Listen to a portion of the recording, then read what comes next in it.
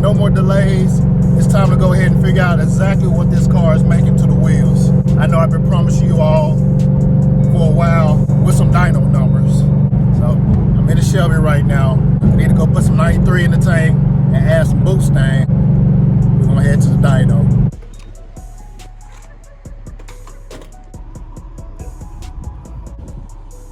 Alright guys, I had to make a pit stop real quick.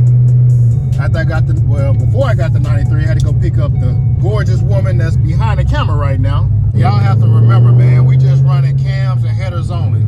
So I'm not expecting too much on the dyno. I mean, I'm expecting about 650. Oh shoot. Hold on now, this motherfucker, it's a little dip right here. You think I can make that without scraping my splitter? That's a big dip. Kinda cut that way. Yeah.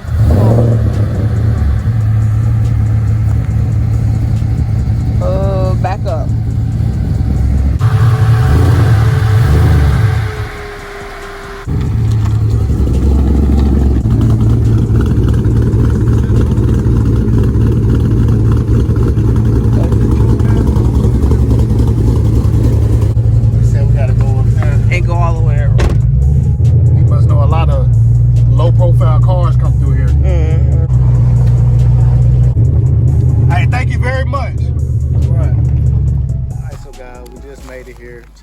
Street strip tuning.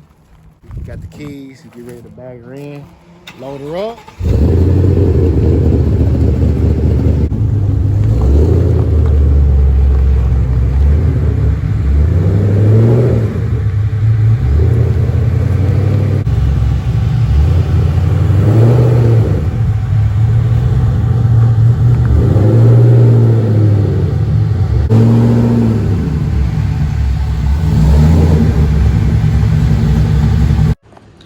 Go ahead and get this mount from the back seat, so I'm gonna set this camera angle up for you all. I'm gonna be standing right out there because you know it's gonna be screaming with the long tube headers, off-road H-pipe, and them super snake exhausts. You know it's gonna be screaming, so probably set you guys up back here somewhere and let you guys hear it rip.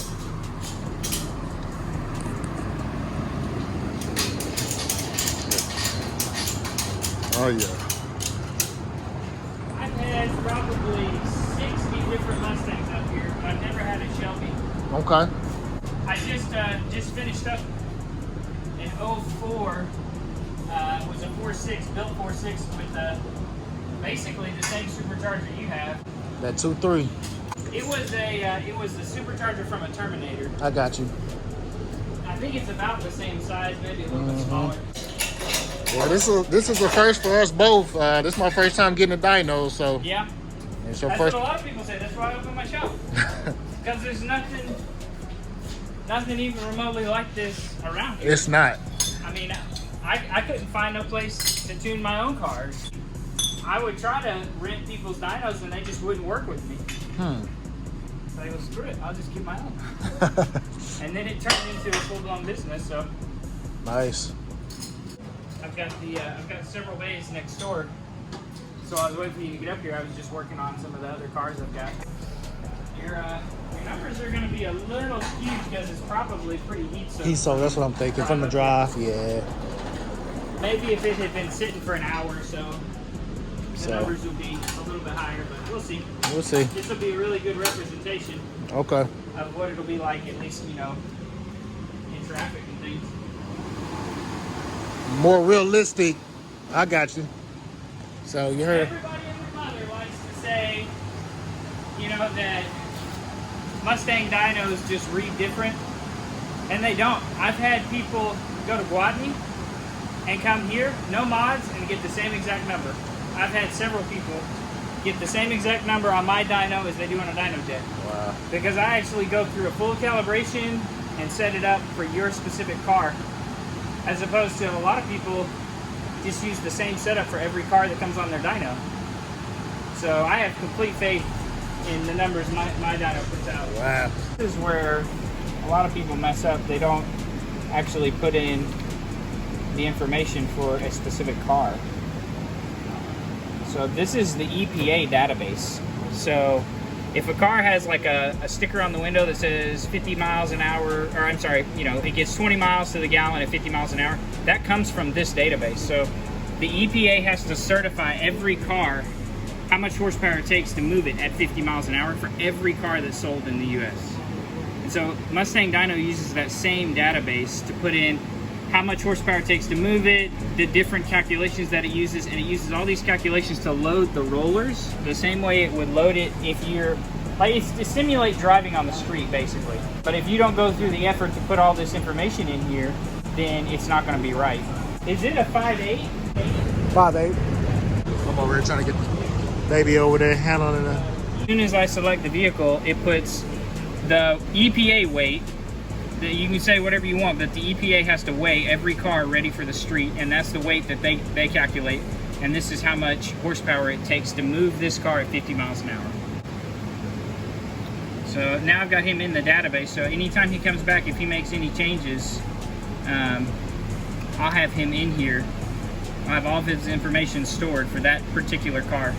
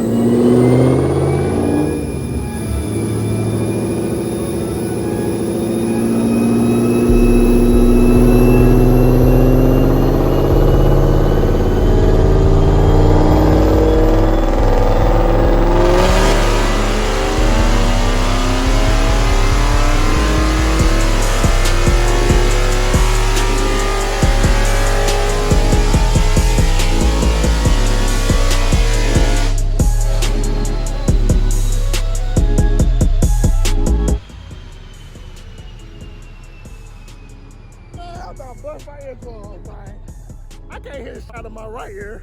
Damn. It left up? Yeah. And then when you slow back down, it dropped down. Really? That's why the thing's got to be hooked on there. Oh, damn. That thing ready to take off, wasn't it? Ready to go to outer space. You're probably bleeding. Boy, after that. Damn. Whoop. That was the glory pour right there, I can tell. I always forget, these have built-in wide bands and boost gauges. They made 16 PSI, and then it actually fell down to the high 14s. So your supercharger is too small. Got you. And it made just a little bit less this time around. Okay. Well, actually it made a little more. I guess it was just from letting it cool down. Nice. Y'all gotta see the final numbers right there. 686. Yeah. So I was a little off. I said 650. Wow. So I can just imagine a cold air intake, a smaller pulley, and a throttle body. I'll be well into the sevens. Your throttle body is really what's going to be the big deal. Is it true that cold air intakes are more of a gimmick? They don't really make. Naturally aspirated, yes. Okay. I've never seen one make horsepower. I've seen them hurt horsepower a lot. For $300, that's bad. They always hurt horsepower, especially in the summertime. I've never seen one actually add horsepower. Wow. One guy didn't believe me, and so what I did was I took one of my fans and I put it on a bungee cord right here on his air filter, and it picked up 10 horsepower. Because it was so open, it was sucking in hot air from the engine. I got you. Yeah. And so just getting cooler air in the area, it picked up 10 horsepower. But these actually do really good because they've got fresh air coming in from underneath the hood. Okay. And this vent does a lot of So good. with heat. And Yeah, it everything? helps keep the heat out of it. Yeah. The I think it's the 16, the Gen 2s. Yeah. They actually have a vent right over the top Nice. of the airbox from the factory, and so they actually kind of suck cool air through Into there. the- Yeah. Anybody that replaces the factory intakes, you are almost always wasting your money.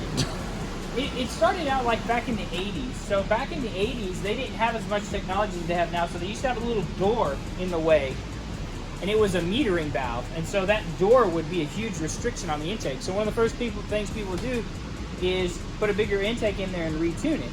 But past like 2001, it doesn't do any good. It's just a waste of money. It almost always is better to leave the factory intake on. See there? Woo. The reason you're going to do better is because that throttle blade will remove restrictions from right here. This is not the restriction, it's right there. Okay, I got you. You might actually pick up a pound of boost because it can suck more air in. Got you. I definitely will be back for sure. The other thing is you've got power in there because they have it tuned really rich. So on your wideband, it was down in the 11, sometimes the high 10s. And really, I don't know what your intake air temps were like, but really you should be around 11.8, 12.0. Really? You probably pick up horsepower from that too. So explain rich and lean to me. Okay, so you ever hear somebody say my O2 sensors are bad? Yeah. Your oxygen sensors? So it's actually reading the amount of air in the exhaust. So your mass airflow sensor, which, are these sensitive?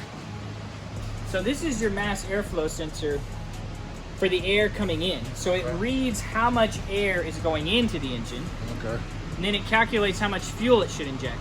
And then it reads how much air is in the exhaust. Okay. And whenever something is lean, that means there's too much air in the exhaust. Got you. Okay, I got that. So when something is rich, there's too much fuel in the exhaust. And whenever you have too much fuel, you're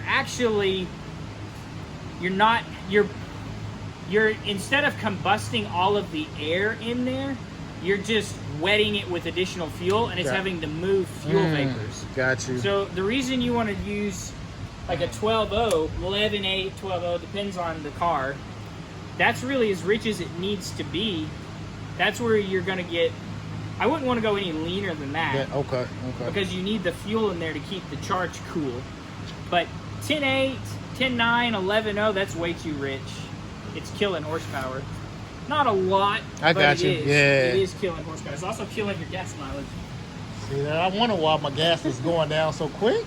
I wonder why they tuned it like that. You got a remote tune, didn't you? I did. Yeah, they always tune them safe. Got Super, you. super safe. Okay. Wow. So this beast really has a lot more in her. Yeah, you probably have maybe another 30. You got a good tune and a bigger throttle blade on there, maybe another 30. I'm okay You put with it that. on E85, you probably get another 80. It's just E85. Yeah, because you can run a lot more timing. I guarantee you they have a super conservative timing map in there. With it being that rich, they probably have a really soft timing map in it. And if you put an E85 in it, you can run another 2, 3, 4 degrees of timing and pick up 15, 20 horsepower per degree. So you put another 4 degrees of timing in it, you might pick up 60 horsepower. A better throttle blade, a better tune, you might pick up another 20, 30 on top of that. I tuned the CTSV on flex fuel. Did you? And on pump gas, we made, I want to say it was like 580. On E85, it made 640. What a big jump. And I did the same thing on that, I tuned a 16 with a twin turbo. We did a 93 pump tune. And I just left it really, because it was a stock bottom end. So I left it really conservative on pump gas. I only had 14 degrees of timing in it. On E85, 14. we ran pretty much the same boost, but I put 4 more degrees of timing and it picked up 100 horsepower. E85 is like, it's race fuel at the pump. It really is. See there?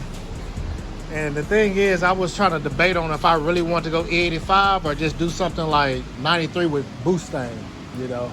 E80, I mean, as available as E85 is around here, I don't see why you wouldn't. But E85 is like magic. It Okay. really is. All right. Well, I have a set of Audi 1300s. And Oh, that's more than enough for this Okay. on E85. And what did they tell me? They said all we need for the 1314 Shelbys is larger injectors and a booster pump, which I do have. Yeah. Oh, yeah. There's no reason you shouldn't do it. Okay. All right. Well, Oh you my guys gosh, heard you're that. sitting on I like heard another that. 100 horsepower. You're just not using it. See? It's time to turn her up. Time to turn her up. What you think? Time to turn her up? Yeah. Time to turn her up. I'm ready. I'm excited. I'm happy. Today was a good day. Today was a really good day. Can you state your name and everything for the channel? So I'm Andrew. Andrew right here. Yeah. The Amazing. owner and head tuner for Street Strip Tuning. So y'all guys come check him out, man. Awesome, awesome work. I am beyond satisfied with today's results. I actually made more than I was expecting. You guys seen the final dyno numbers, and this thing right here ain't no slouch. Also, that lets me know I had a little bit more horsepower than I thought when I raced the C6 Z06. So, wow.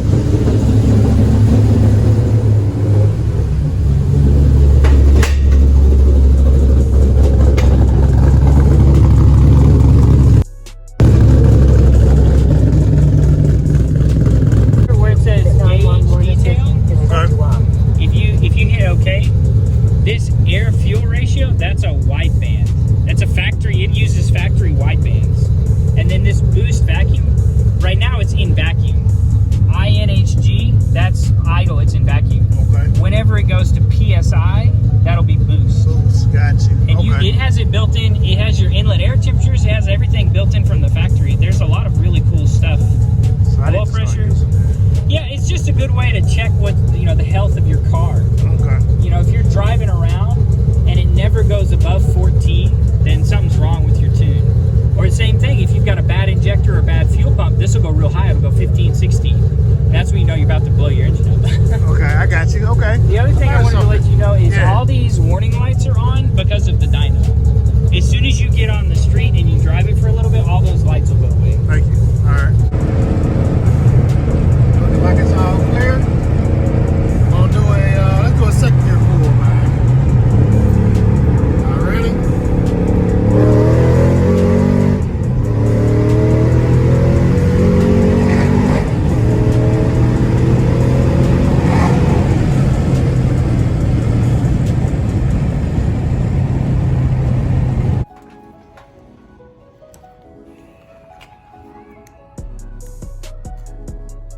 And we learned a lot today, guys. We learned a lot today. I was just so freaking lit, man. I was just happy as hell. I wouldn't articulate my words right. I'm still not. My heart's still pounding. I'm just so excited. Joy. We made it happen today. I already know once I add that throttle body, I might do the smaller pulley and the colder intake. Should probably be 730, 740 to the wheel. If I do E85, man, we 800. I just can't even imagine. I can't even imagine what this car would feel like with that amount of horsepower. But I hope you guys enjoyed today's video. Expect more great content like this to come you guys' way. Please hit the subscribe button and like and share the video. Hey, until the next video, you guys take it easy, and I'll catch you all in the next one. Peace.